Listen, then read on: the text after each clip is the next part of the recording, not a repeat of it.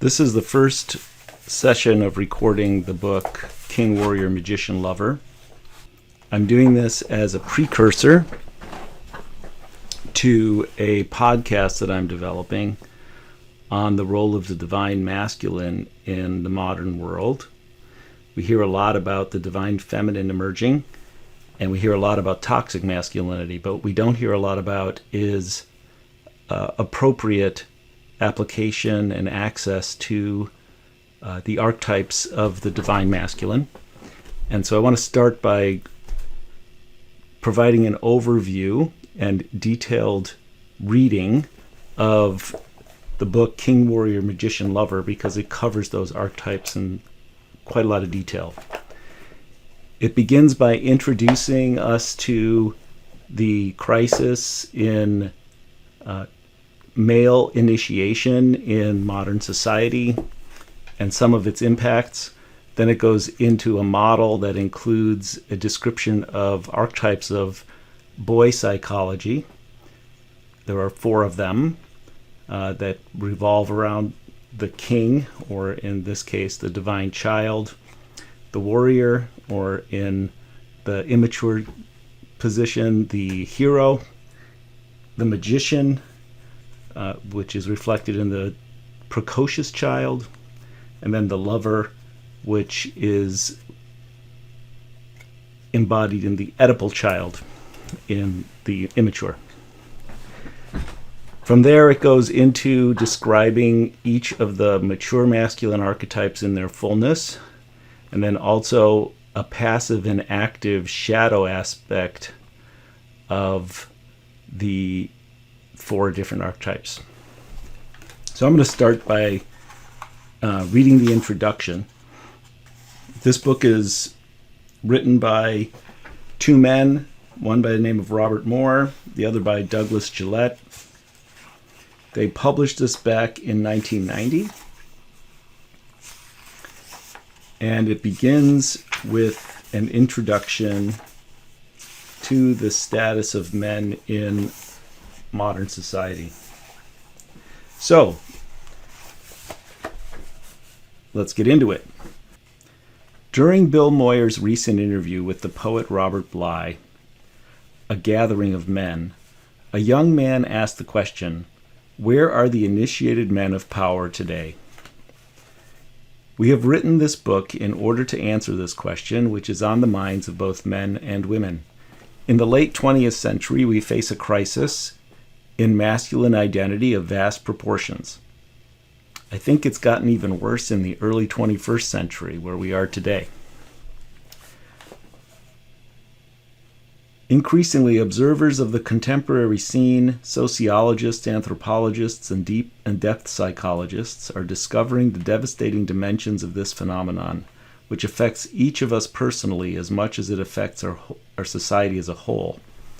Why is there so much gender confusion today, at least in the United States and Western Europe? It seems increasingly difficult to point to anything like either a masculine or feminine essence. We can look at family systems and see the breakdown of traditional family. More and more families display the sorry fact of the disappearing father, which disappearance, through either emotional or physical abandonment, or both, wreaks psychological devastation on the children of both sexes. The weak or absent father cripples both his daughter's and his son's ability to achieve their own gender identity and to relate in an intimate and positive way with members both of their own sex and the opposite sex. But it is our belief and experience that we can't just point in any simple way to the disintegration of modern family systems, important as this is, to explain the crisis in masculinity. We have to look at 2 other factors that underlie this very disintegration. First, we need to take very seriously the disappearance of ritual processes for initiating boys into manhood. In traditional societies, there are standard definitions of what makes up what we call boy psychology and man psychology. This can be seen clearly in the tribal societies that have come under the careful scrutiny of such noted anthropologists as Arnold von Gennep and Victor Turner. There are carefully constructed rituals for helping the boys of the tribe make the transition to manhood. Over the centuries of civilization in the West, almost all these ritual processes have been abandoned or have been diverted into narrower and less energized channels, into phenomena we call pseudo-initiations. We can point to the historical background for the decline of ritual initiation. The Protestant Reformation and the Enlightenment were strong movements that shared the theme of the discrediting of ritual process. And once ritual as a sacred and transforming process has been discredited, what we are left with is what Victor Turner has called mere ceremonial, which does not have the power necessary to achieve genuine transformation of consciousness. By disconnecting from ritual, we have done away with the processes by which both men and women achieve their gender identity in a deep, mature, and life-enhancing way. What happens to a society if the ritual processes by which these identities are formed become discredited? In the case of men, there are many who either had no initiation into manhood or who had pseudo-initiations that failed to evoke the needed transition into adulthood. We get the dominance of boy psychology. Boy psychology is everywhere around us, and its marks are easy to see. Among them are abusive and violent acting out behaviors against others, both men and women, passivity and weakness, the inability to act effectively and creatively in one's own life and to engender life and creativity in others, both men and women, and often an oscillation between the two, abuse-weakness, abuse-weakness. Along with the breakdown of meaningful ritual process for masculine initiation, a second factor seems to be contributing to the dissolution of mature masculine identity. This factor, shown to us by one strain of feminist critique, is called patriarchy. Patriarchy is the social and cultural organization that has ruled our Western world and much of the rest of the globe from at least the second millennium BC to the present. Feminists have seen how male dominance in patriarchy has been oppressive and abusive of the feminine, of both the so-called feminine characteristics and virtues, and actual women themselves. In their radical critique of patriarchy, some feminists conclude that masculinity in its roots is essentially abusive, and that connection with eros, with love, relatedness, and gentleness, comes only from the feminine side of the human equation. As useful as some of these insights have been to the cause of both feminine and masculine liberation from patriarchal stereotypes, we believe there are serious problems with this perspective. In our view, patriarchy is not the expression of deep and rooted masculinity, for truly deep and rooted masculinity is not abusive. Patriarchy is the expression of the immature masculine. It is the expression of boy psychology, and in part the shadow or crazy side of masculinity. It expresses the stunted masculine fixated at immature levels. Patriarchy, in our view, is an attack on masculinity in its fullness as well as femininity in its fullness. Those caught up in the structures and dynamics of patriarchy seek to dominate not only women but men as well. Patriarchy is based on fear, the boy's fear, the immature masculine's fear of women, to be sure, but also fear of men. Boys fear women, they also fear men. The patriarchal male does not welcome the full masculine development of his sons or his male subordinates any more than he welcomes the full development of his daughters or his female employees. This is the story of the superior at the office who can't stand it that we are as good as we are. How often are we envied, hated, and attacked in direct and passive-aggressive ways, even as we seek to unfold who we really are in all our beauty, maturity, creativity, and generativity. The more beautiful, competent, and creative we become, the more we seem to invite the hostility of our superiors or even of our peers. What we are really being attacked by is the immaturity in human beings who are terrified of our advances on the road toward masculine or feminine fullness of being. Patriarchy expresses what we are calling boy psychology. It is not an expression of mature masculine potentials in their essence, in the fullness of their being. We have come to this conclusion from our study of ancient myths and modern dreams, from our examination from the inside of the rapid feminization of the mainline religious community, from our reflection upon the rapid changes in gender roles in our society as a whole, and from our years of clinical practice in which we have become increasingly aware that something vital is missing in the inner lives of many of the men who seek psychotherapy. What is missing is not, for the most part, what many depth psychologists assume is missing. That is, adequate connection with the inner feminine. In many cases, these men seeking help had been and were continuing to be overwhelmed by the feminine.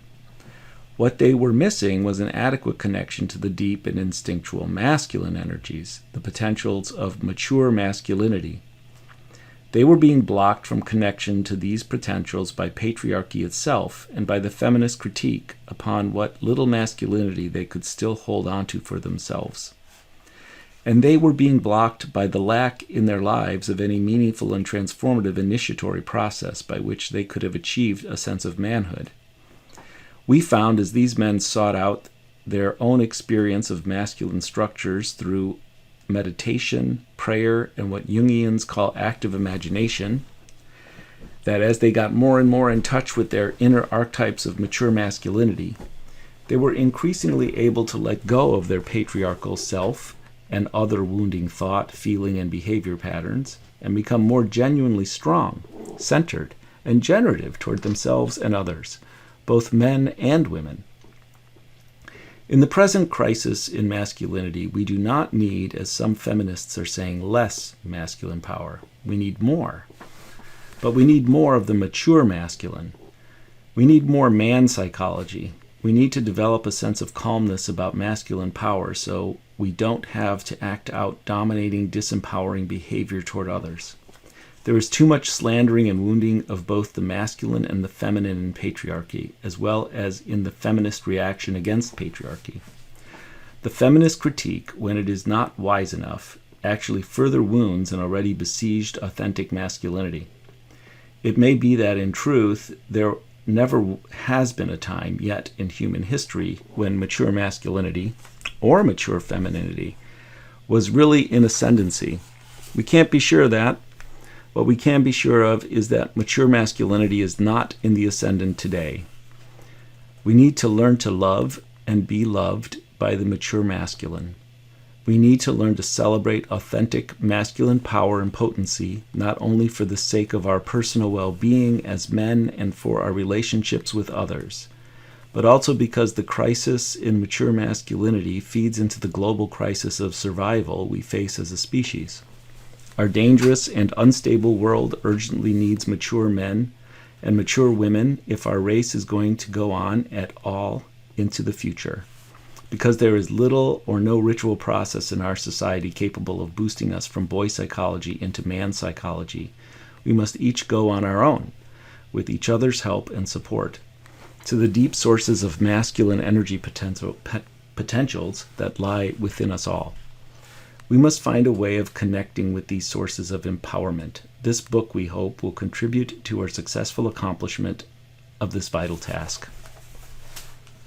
That ends the introduction, and you can see that they paint quite a picture of the challenges that are faced today by men trying to manifest or behave in a way that is aligned with the mature masculine. So just to review that, the issue of the lack of initiation in modern society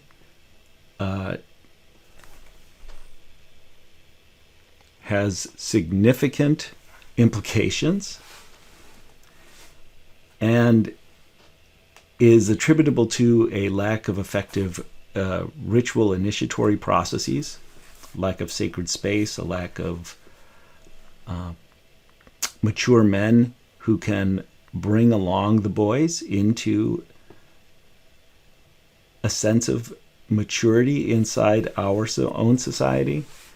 And then they also talk about patriarchy, but they talk about patriarchy as a manifestation of the immature psychology of boys playing itself out in adult men's behavior to women, but also to other men.